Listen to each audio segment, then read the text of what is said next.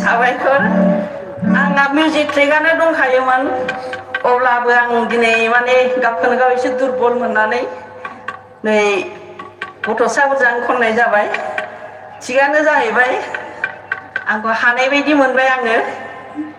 माने हाबा हिनजाव लायलाय हिनजाव दोनलांलाय देवानियाबो खालामनांगौ जाहैबाय बेवहायनो आंना एसे गारामाया गोदोनानै दंगासिनो दङ दा जियानो जाया मानो नोंथांमोनजों माने देखा जाफैनो मोननानै आंहाबो गोसोआ जोबोद गोजोननाय मोनबाय दा आरो बोसोर गोदान जोबनानै जोंना 2023 मायथाइया फैगासिनो दङ दा बेनिबो गाहाम हामलायनानै आसा खालामो बयबो